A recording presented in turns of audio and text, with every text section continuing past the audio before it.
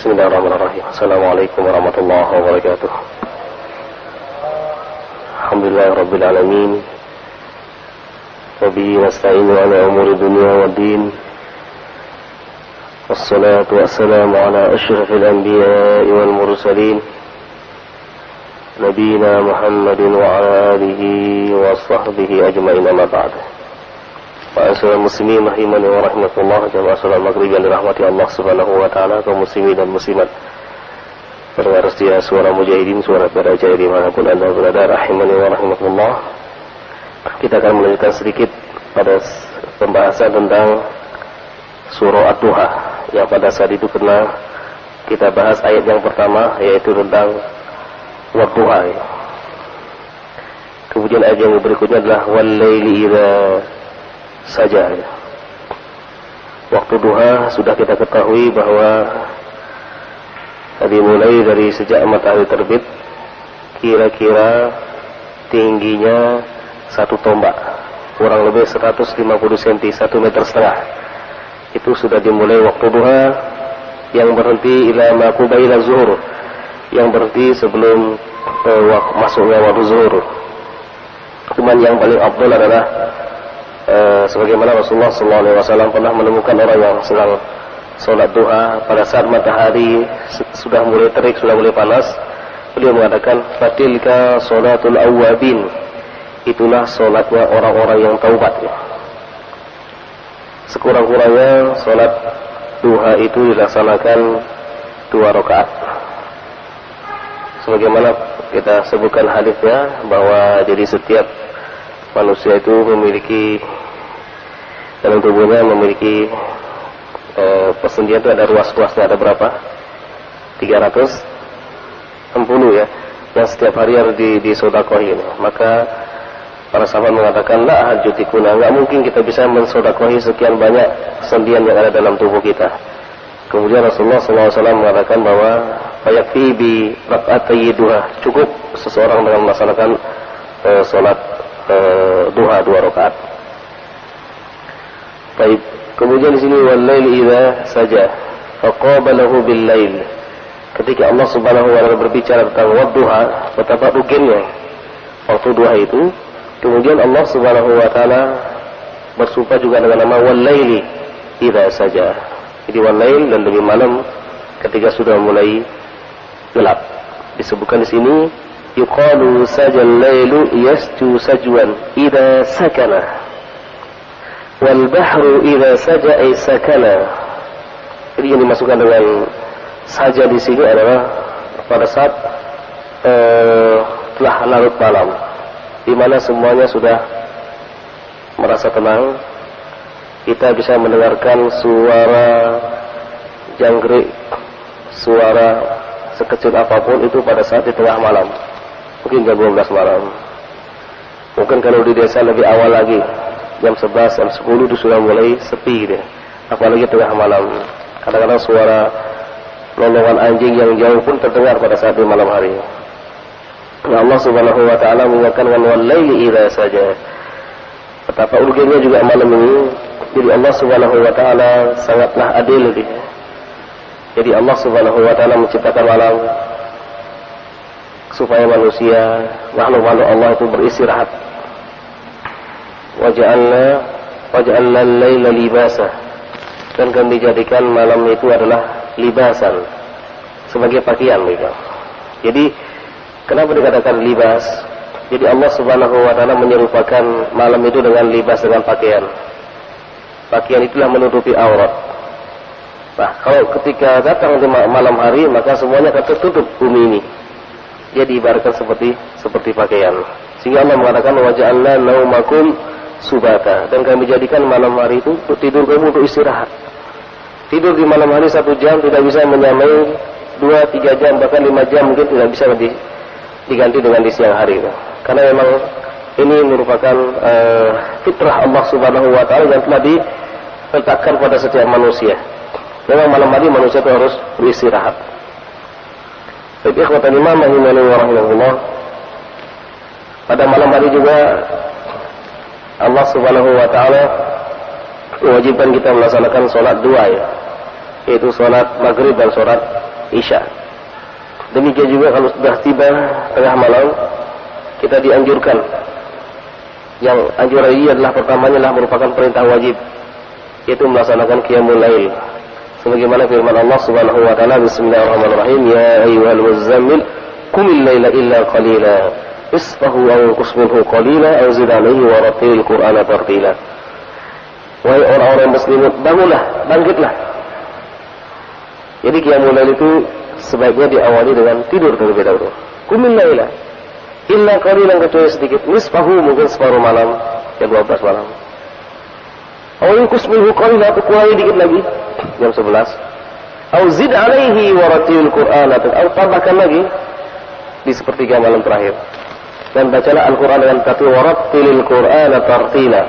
Itu bacalah Al-Quran dengan tartil sesuai dengan kaidah-kaidah tajwid, sesuai memperhatikan makharijul huruf, memperhatikan al-mad panjang dan pendek, memperhatikan mana yang berdengung, mana yang tidak berdengung, mana yang harus dipanjangkan, mana harus dipendekkan, mana yang harus berhenti, mana yang harus diteruskan. Itu maknanya lah warattilil Qur'an tartil, membaca Al-Quran dengan cara tartil. Kemudian di malam hari juga sering terjadi kejahatan-kejahatan. Jadi Allah Subhanahu wa taala bersumpah dengan nama malam, wal laili idza saja, supaya manusia itu berhati-hati. Karena semakin gelap, orang semakin gelap mata. Jadi padahal Allah Subhanahu wa taala siang dan malam sama. La ta'khudhuhu sinatun wala naum. Allah itu tidak pernah sinah itu ngantuk. Wala naum, tidak pernah tidur. Oleh karena itu kita disuruh sering membaca ayat kursi ini supaya kita bisa mengambil ibrah pelajarannya. Jadi Allah Subhanahu wa taala dikatakan hayyul qayyum, hayyun. Jadi senantiasa hidup, qayyum, senantiasa mengurusi hamba-hambanya. Karena dia mengurusi hamba-hambanya, dia tidak pernah istirahat. La ta'khudhuhu sinatun wa la naum. Jadi Allah tidak pernah ngantuk dan juga tidak pernah tidur. Oleh karena itulah kita memiliki keterbatasan di malam hari kita harus beristirahat, kemudian di siang hari kita beraktivitas. Jadi Allah Subhanahu wa taala sekali lagi bersumpah dengan nama malam lain ini supaya kita mengambil ibrah, mengambil pelajaran. Ada manfaat-manfaat yang dapat kita ambil. Kalau kita tidak memiliki kegiatan apapun, itu disunahkan tidur setelah Isya, itu disunahkan. Kalau kita memiliki kegiatan-kegiatan yang tidak berguna, sebaiknya kita setelah salat Isya tidur. Illa kecuali memiliki kegiatan yang memang bermanfaat bagi dirinya, bagi orang lain. Sudah pernah kita ceritakan seorang gubernur yang sangat zuhud, kalau di malam hari tidak mau menerima tamu, karena dia mengatakan kalau siang hari saya peruntukkan untuk mereka, sedangkan di malam hari saya peruntukkan untuk Allah Subhanahu wa taala.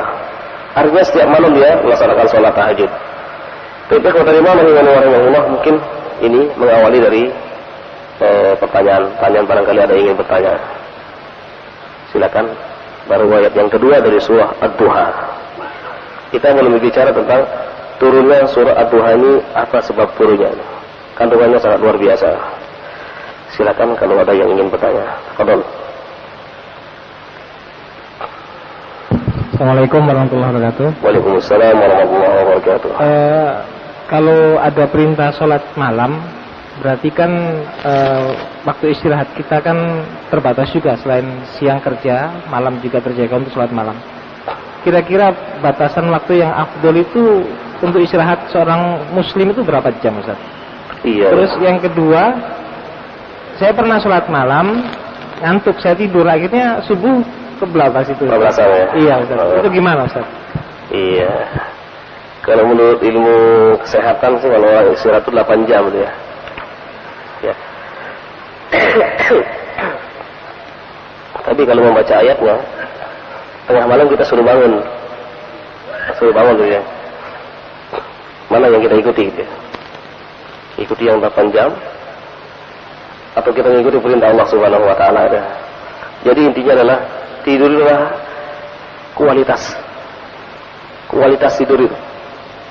Ada orang yang tidur lama gitu, lemak juga badannya gitu ya. Ada orang yang tidur sebentar sehat luar biasa. Al-Imam At-Tabari pernah suatu saat dia melakukan muhayyam ini, melakukan rehlah. pada saat itu ketika dari Imam Tabari, seorang mufassir, ahli tafsir di zaman khilafah Abu Ja'far al-Mansur, ketika jalan-jalan, anak-anak muda ini capek. Tanya, Syekh, kenapa anda nggak capek-capek dari tadi? Anda sudah tua. Berapa umur anda sekarang? 60 tahun. Kenapa anda tidak capek? Dia mengatakan, Man hafadallah yahfaduh. Siapa yang selalu menjaga Allah, maksudnya menjaga perintah-perintah Allah, Allah akan menjaganya gitu ya. Jadi siapa yang rajin beribadah pada masa mudanya, Allah akan menjaga pada masa tuanya. Ini sangat luar biasa gitu ya. Ini para ulama-ulama yang kami jumpai seperti Syekh Utsaimin rahimahullah taala, itu luar biasa. Beliau tidak pernah bangun kecuali jam 3 malam. Dan beliau kalau jalan ke masjid itu jalan. Ketika kita salaman di kakinya, tangannya luar biasa, keras. Jadi beliau selalu membiasakan bangun di malam hari. Tidurnya berapa jam sih? 2 atau 3 jam. Dia sehat. Nah, siapa yang menjaga Allah, maka Allah akan menjaganya. Man ihfazillah yahfazka.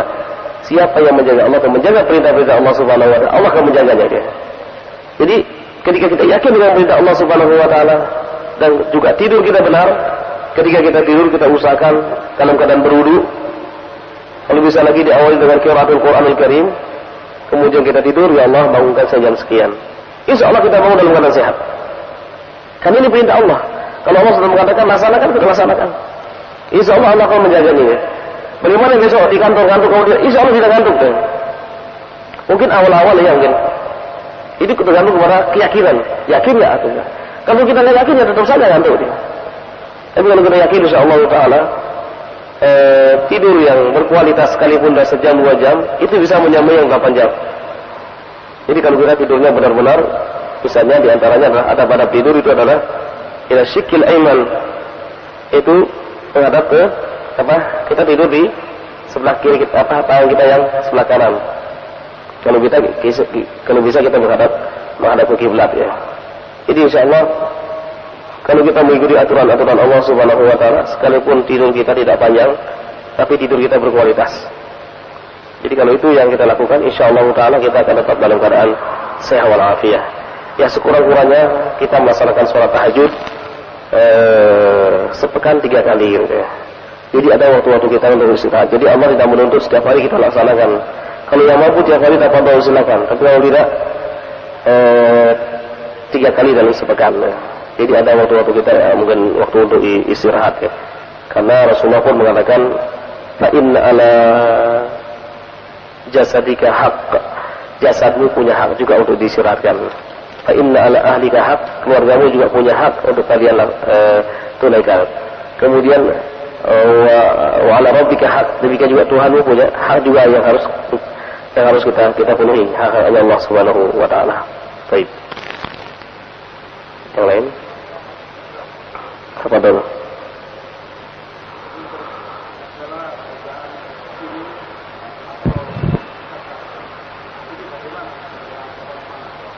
Pada saat sholat malam ya. Ya. Sholat yang dilaksanakan di malam hari semuanya dalam keadaan jahar, sedangkan siang hari semua dalam keadaan sir kecuali Jumat. Kecuali Jumat dan doa kunut nazilah, sekalipun itu siang itu dikeraskan. Kunut nazilah ya, karena supaya yang lain mendengar. Nah, sedangkan sholat malam adalah dikeraskan. Nah, maksudnya dikeraskan di sini adalah ya kalau sholat tarawih kita sudah maklum, atau sesekali kita melaksanakan sholat tahajud secara berjamaah ya. Jadi kita laksanakan misalnya untuk tahap pembelajaran kepada anak-anak kita, anak-anak didik kita.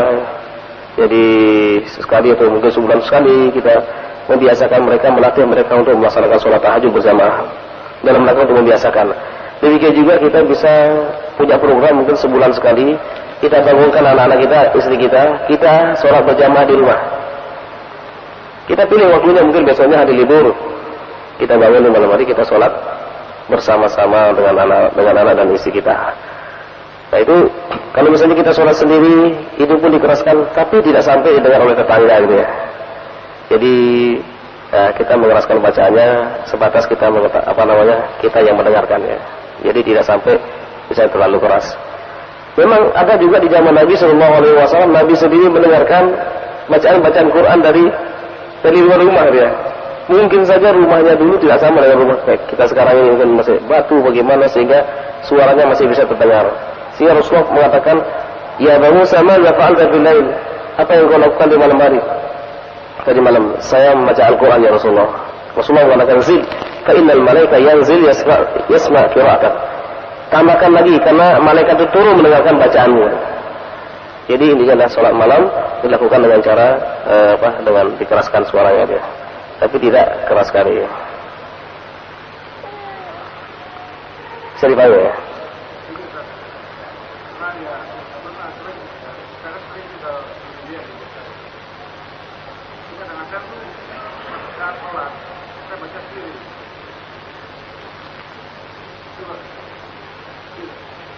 Kenapa?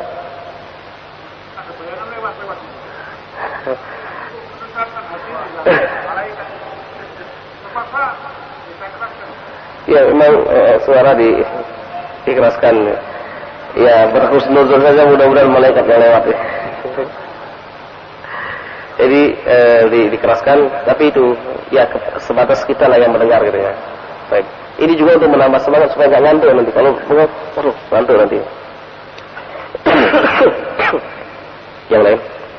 Kepada mengenai wadduha ini Ustaz. Kenapa kok ini wadduha? Kalau yang lain kok wal asri, wal jibali gitu Ustaz. Kok enggak wadduhi? Masih. Kenapa wadduhi gitu ya? Kenapa wadduha gitu ya? Maksudnya baca, mau nanyakan bacaannya. Ya. Oh ini kok wadduha gitu ya?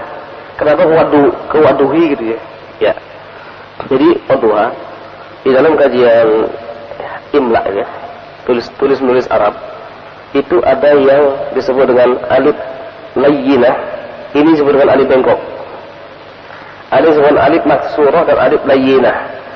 Alif layyinah ini adalah yang tidak dibaca sama dengan hudan lil muttaqin. Huda. Kenapa kan dibaca huda ya gitu ya? Nah sama dengan ini, kenapa mau dibaca wadduhi gitu ya? Kenapa wadduha? Jadi wadduha. Jadi asalnya dohaya. Asalnya seperti itu. Dohaya. Asalnya seperti itu. Jadi duha itu ada alif memang seperti ini. Jadi dia kedudukannya adalah fathah bukan kasrah. Wadduha. Kemudian ada lagi yang diakhiri dengan semua yang diakhiri dengan huruf alif bengkok, itu namanya alif bengkok, itu tetap dibaca fathah bukan kasrah. Kecuali kalau dia misalnya berhenti hudai, ini hudai lil muttaqin, hudai.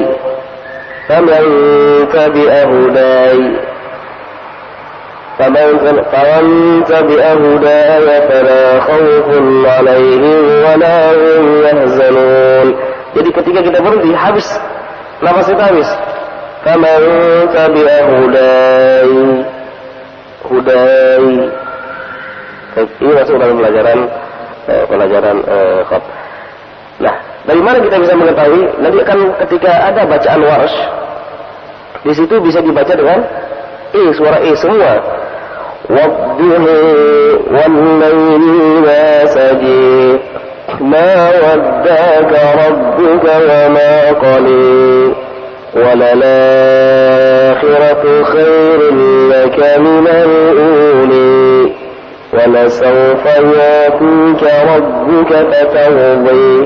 Jadi semua ini dia masuk ke dalam imalah ya. Ini bacaan warsh, dan ini negara-negara yang membaca seperti ini adalah seperti Tunisia, Libya, Maroko, Mauritania. Jadi kalau mereka sholat menggunakan bacaan Imam Warsh. Dan ada juga yang nanti yang alifnya yang mad badal dibaca panjang. Contohnya misalnya ya ayyuhalladzina amanu salati yaumil jumu'ah, bukan salat. Itu bacaan Imam Qalun. Jadi ada beberapa bacaan-bacaan. Nah itu nanti akan ketemu kalau kita belajar bahasa Arab. Sayang bahasa Arab dari sini sudah bubar karena pengikutnya terlalu banyak. Baik, yang lain silakan. Apa dulu? Pak Abdul Qahar. Apa dulu? Pak Subuh. Oh, Pak Qahar.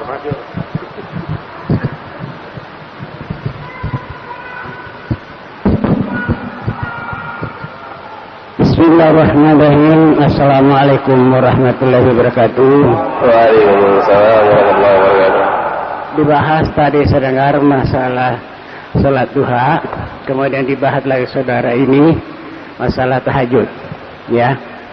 Dan saya tanyakan di sini, misalnya seperti saya kerepotan waktu sudah tinggal sedikit, apakah boleh saya ambil hanya 3 rakaat saja? Sekian, terima kasih. Assalamualaikum warahmatullahi wabarakatuh. Waalaikumsalam warahmatullahi wabarakatuh. Ya, sholat tahajud yang sempurna memang kita laksanakan 11 rakaat ya.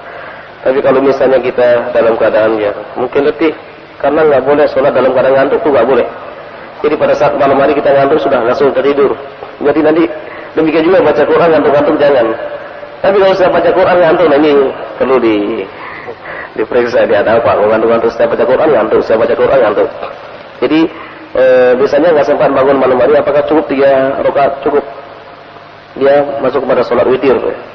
Rasulullah pernah melaksanakan 3 rakaat, 5 rakaat pernah, 7 rakaat pernah, 9 rakaat pernah, 11 rakaat pernah, 13 rakaat juga pernah. Jadi sholat malam merupakan sholat yang nafilah, tambahan. Jadi kalau kita laksanakan apa kalau kita tidak laksanakan apakah berdosa? Tidak berdosa. Tapi ketika kita laksanakan, maka ini merupakan tambahan bagi kita yang akan meninggikan derajat kita nanti di surga. Misalnya kita hanya melaksanakan 3 rakaat, boleh, silakan. Sholat sunnah ya. Baik. Silakan Pak. Ya, Ustaz. Penegasan. Ustaz, batasnya sholat duha itu sampai jam berapa, Ustaz? Iya. Batasnya sholat duha itu adalah sebelum azan dikumandangkan azan zuhur. Kalau sudah sampai matahari berada persis itu di atas kepala, ini nggak boleh azan zuhur, itu sudah juga tidak boleh sholat duha. Jadi sebelumnya, ya paling mungkin jam 11:04 itu masih bisa melaksanakan setengah jam lah sebelum sholat zuhur. Itu masih bisa kita melaksanakan sholat duha. Ya. Baik. Ya, Ustaz, ini Ustaz. Misalnya kalau kita punya itu usia 5 tahun itu tidurnya harus dipisah, Ustaz. Tapi kalau rumahnya 3 meter persegi itu bagaimana, Ustaz? Ya, anak usia 7 tahun. Jadi usia 7 tahun kita disuruh misah. Kalau bisa saja pisah kamar atau pisah ranjang. Ya. Jadi satu kamar mungkin karena mungkin keterbatasan yang kita punya bisa kita berikan 2 kasur. Artinya yang perempuan sebelah sana, yang laki sebelah sini. Jadi tidak digabung jadi satu dia. Itu mungkin keterbatasan kamar yang kita miliki. Memang sempurnanya adalah masing-masing ada kamar. Ketika misalnya kita punya anak 2 laki dan perempuan misalnya, maka kita paling tidak memiliki 3 kamar. Kamar untuk keluarga atau 4 lah, 4 kamar ya. Kamar untuk keluarga suami istri, kemudian kamar untuk anaknya yang 2, kemudian barangkali ketika ada tamu nanti ada kamar 1 lagi. Itu sudah kamar ideal. Jadi memiliki 4 kamar ya. Jadi yang satunya khusus barangkali kalau ada tamu-tamu kita diperuntukkan untuk itu. Bahkan juga kalau bisa lagi kalau kita punya bisa mengatur rumah kita. Jadi ruang tamu ini juga sudah dilengkapi dengan toilet segala. Jadi sehingga tamu itu nggak masuk-masuk. Tamu itu nggak masuk-masuk ke rumah. Jadi dia di situ aja ya. Jadi ini juga demi menjaga kewibawaan dan kehormatan rumah yang kita miliki. Jadi karena itulah ketika kita membuat rumah, kita bisa mendesain rumah kita agar betul-betul rumah tersebut adalah rumah yang islami. Yang rumah islami ya sebagaimana tadi, kalau anaknya laki perempuan, tidak kita punya kamar 3 atau 4, 1 untuk tamu ya. Jadi kalau bisa, kalau misalnya nggak bisa ya, karena keterbatasan tadi, tempat tidurnya yang dipisah, bukan kamarnya. Baik. Iya, Ustaz. Kalau hari Jumat Ustaz itu memang Ustaz, ada temenannya Ustaz. Yang khotib naik mimbar itu pakai tongkat itu memang zaman Nabi itu sudah ada Ustaz. Ya. Yang pertama, Nabi mengatakan khairu ayyamikum al-jum'ah. Sebaik-baik hari kalian itu hari Jumat. Nah, menyambung kepada yang kemarin ya. Kenapa kau orang selalu berbuat baik pada hari Jumat ya? Kayak kemarin Pak Hasan kemarin dulu. Jadi selalu dia berbuat baik hari Jumat karena memang hari yang terbaik itulah hari Jumat. Ada satu saat yang apabila seseorang berdoa, pada saat itu Allah Subhanahu wa taala membuka pintu langit, maka apapun yang dia minta akan diberikan oleh Allah Subhanahu wa taala. Dan berbicara tentang pakai tongkat, ini para ulama-ulama Ahlussunnah wal Jamaah ya. Jadi para ulama-ulama a'immatul arba dan a'immatul muhaddisin itu mengatakan innahu minas sunnah. Itulah sunnah. Jadi Nabi SAW pada saat berkhutbah dengan menggunakan tongkat. Hampir semua masjid yang ada di Arab Saudi tidak ada mimbar yang seperti ini. Mimbarnya hampir sama dengan kayak mimbar Nabi. Jadi masjid-masjid yang ada di Arab Saudi ya, itu hampir mimbarnya tidak ada yang seperti yang kita miliki ini. Mimbarnya nih, sehingga disebutkan bahwa Nabi SAW naik 1, 2, 3 kepada 3. Kemudian beliau menghadap ke jamaah dan memegang tongkatnya. Hampir semua di Arab Saudi seperti itu. Karena innahu minas sunnah. Kita kadang-kadang kan murah sekali mengecam. Wah ini bid'ah ini. Dulu Nabi menggunakan tongkat karena sudah tua, bukan masalah tua tidak tua. Ini adalah sunnah Nabi SAW yang dilupakan ya. Jadi sehingga kalau ada orang yang misalnya satu masjid mungkin menggunakan tongkat, maka ini adalah jangan sampai kita menggunakan bid'ah. Mungkin tata caranya ya. Kan yang menggunakan tongkat itu tata caranya kadang-kadang berbeda. Ada bacaannya ketika kita melangkah ada bacaannya. Melangkah kedua ada bacaannya. Kemudian kita menghadap ke ada bacaannya gitu ya. Suatu saat saya pernah khutbah seperti itu. Keliru gitu ya. Sehingga tidak disuruh khutbah lagi. Kenapa? Karena cara berjalannya salah ya. Saya bilang, kalau seperti ini tidak ada aturan-aturan yang baku. Rasulullah SAW bahkan ketika beliau menghadap itu pada saat itu dia memegang tongkat. Bukan pada saat dia mau berangkat kemudian dibacakan ini kemudian. Jadi kadang-kadang tata caranya itu yang kadang-kadang keliru yang dilakukan. Kalau dikatakan bahwa apakah di zaman Nabi pakai tongkat, ya pakai tongkat. Sehingga sampai saat sekarang ini Masjid Nabawi, sesekali lah kalau kita melaksanakan ibadah haji atau ibadah umroh, sholat di depan, persis di depan khatib yang sedang berkhutbah itu pakai tongkat. Atau di Masjid Kuba juga yang sering kita ke sana itu mesti ada tongkatnya di sana. Kalau nggak pakai, bagaimana? La ba'sabi. Nah sunnah itu sudah saja ya. Baik. Padahal kita kembali kepada yang di mukadimah tadi itu tentang duha. Orang banyak yang saya dapati sholat wadduha itu dia menggunakan untuk meminta rezeki.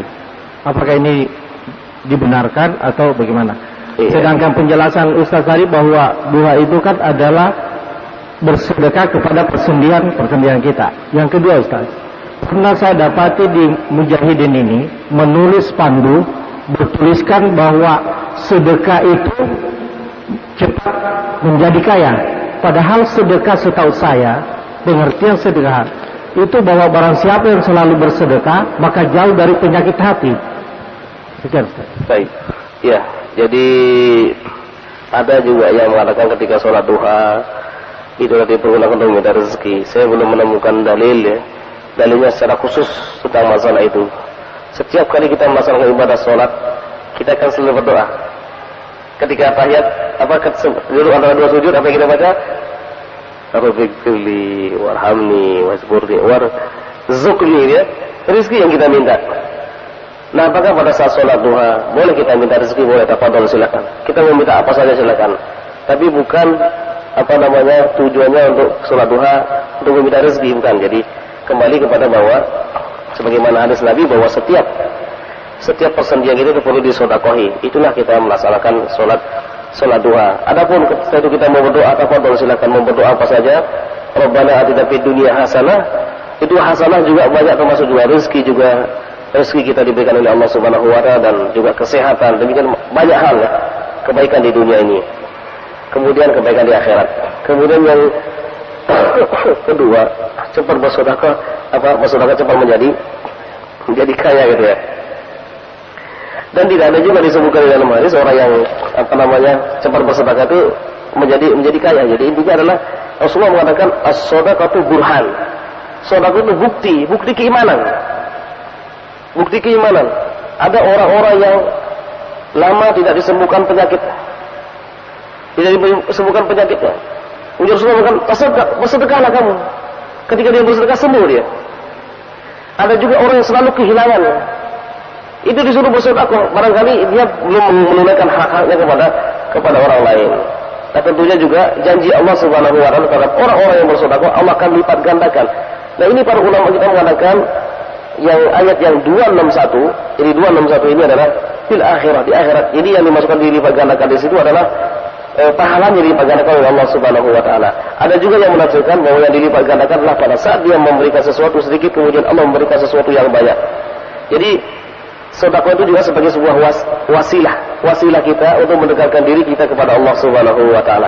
Terlepas dari apakah Allah akan memberikan kepada kita, bukan khusus untuk ketika kita bersedekah kemudian kita menjadi menjadi kaya, itu saya juga belum menemukan dalilnya. Yang ada adalah bagaimana Rasulullah SAW mengatakan bahwa sedekah itu merupakan bukti keimanan kita. Kalau kita ingin keimanan kuat, maka hendaklah kita bersedekah. Ini adalah hubungan kita sesama manusia, hablum minan nas kita ya. Baik. Supaya orang enggak keliru nanti sedekah aja biar kaya katanya. Nah, kalau sedekah enggak bekerja gimana, Gus? Ya, sedekah juga dia bekerja. Abu Bakar As-Siddiq sedekah, dia bekerja dia. Utsman bin Affan sedekah bekerja dia. Tapi Allah Subhanahu wa taala mudahkan dalam bekerjanya itu. Abdurrahman bin Auf juga begitu. Dia menanggung isi Nabi setelah Rasulullah SAW meninggal dunia. Allah jadikan dia mudah mencari harta dia. Yang dia minta apa? Fid dunya hasanah wa fil akhirati hasanah. Baik, yang lain satu lagi mungkin. Apa dulu? Rasulullah.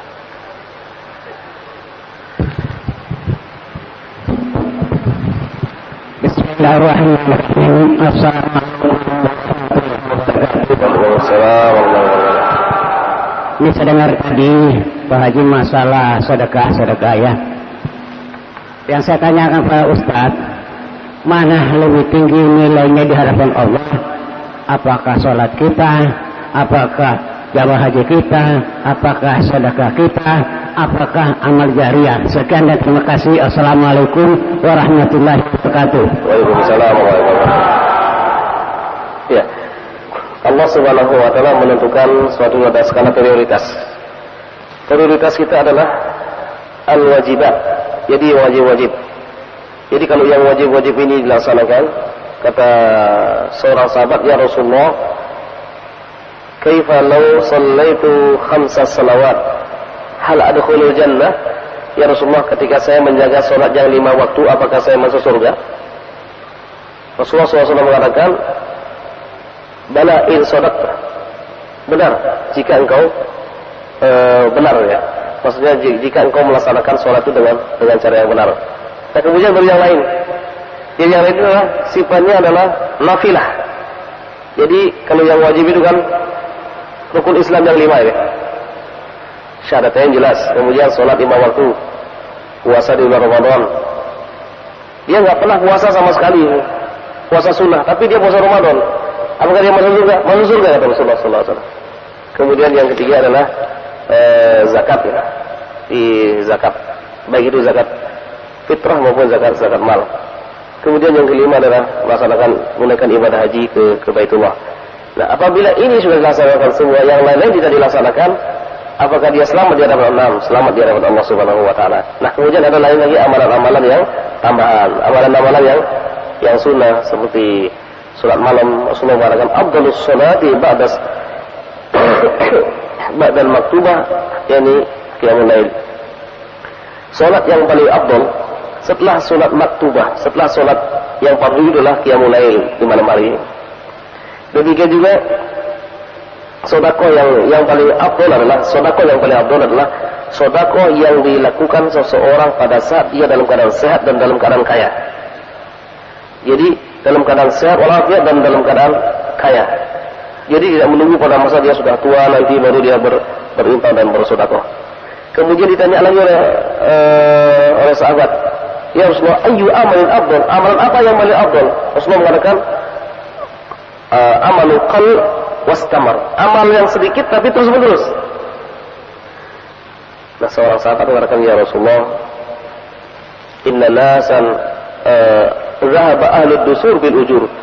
Orang-orang yang kaya itu nanti membawa pahala banyak. Rasulullah mengatakan, kaif? Bagaimana? Ya Rasulullah, haula'i yusallun wa nahnu nusalli. Mereka salat, kami salat. Wa haula'i yasumun nahnu nasum. Mereka puasa, kami juga puasa. Summa yatasaddaquna bi fuduli amwalihim wa la nastati. Ya Rasulullah, yang membedakan antara kita dengan mereka, mereka mampu bersedekah dengan kelebihan harta mereka. La nastati. Kita enggak bisa ya Rasulullah. Sedangkan kami juga ingin membawa pahala yang banyak menghadap Allah Subhanahu wa taala. Kemudian Rasulullah SAW mengatakan, ala adullukum ala amalin idza fa'altum faqad tasaddaqtum. Maukah aku beritahukan kepada kalian satu amalan, jika kalian lakukan, kalian juga akan mendapatkan nilai sedekah? Sahabat mengatakan, bala ya. Kemudian Rasulullah SAW menjelaskan, fi kulli tasbihin sedekah. Ucapan subhanallah sedekah. Wa fi kulli tahmidin sedekah. Ucapan alhamdulillah sedekah. Wa fi kulli takbirin sedekah. Ucapan takbir sedekah. Wa fi kulli tahlilin sedekah. Ucapan la ilaha illallah sedekah. Wal amru bil ma'ruf sedekah. Wal nahyu 'anil munkar sedekah. Mengajak orang berbuat baik sedekah, mencegah orang berbuat baik juga sedekah. Wa fi bud'i ahadikum sedekah. Maka ketika kalian mendatangi istri-istri kalian, menggauli istri-istri kalian, termasuk juga sedekah. Sahabat bertanya, ya Rasulullah, ayati ahaduna bi syahawatina fayaqulu lahu sedekah? Apakah ketika seseorang mendatangi istri-istrinya dengan syahwatnya, dengan nafsunya, apakah juga bernilai sedekah? Rasulullah balik bertanya lagi, kaifa law wada'ahu fi haramin akana lahu wizr? Akana lahu wizr? Bagaimana kalau sekiranya dia tumpahkan nafsunya pada hal-hal yang haram, tidakkah dia mendapatkan dosa? Sahabat qalu bala ya Rasulullah. Kemudian Rasulullah mengatakan, ya, begitulah kalau dia menumpahkan nafsunya pada yang halalnya. Jadi Rasulullah SAW selalu memberikan solusi yang tepat ya. Yang kaya lebih afdal ketika itu dia bersedekah.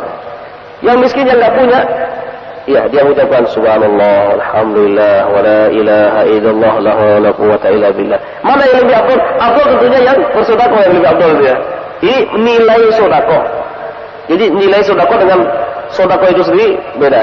Kalau ini adalah untuk kebaikan dirinya, kalau sedekah untuk kebaikan orang lain.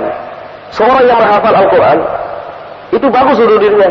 Tapi apa bagus untuk orang lain? Belum tentu. Seorang yang menghafal Al-Quran jadi ahli tafsir, untuk dirinya dan juga untuk orang lain. Mana yang bermanfaat? Yang menghafal dan juga ahli tafsir, sehingga dia bisa menyampaikan kepada orang lain. Baik. Jadi semuanya afdal di hadapan Allah Subhanahu wa taala kalau kita mampu melaksanakan. Kalau misalnya kita mampu setiap hari kita membaca satu halaman Al-Quran, maka ini yang lebih afdal bagi kita. Setiap hari satu halaman sampai khatam. Baik, mungkin ini yang akan disampaikan pada kesempatan yang berbahagia ini. Aku qouli hadza wa astaghfirullahi wa lakum wa asykurukum ala husni tilamikum. Subhanakallahumma wa bihamdika asyhadu an la ilaha illa anta astaghfiruka wa atubu ilaik. Wa sallallahu ala nabiyyina Muhammadin wa ala alihi wa sahbihi ajma'in. Wa afu minkum. Assalamualaikum warahmatullahi wabarakatuh.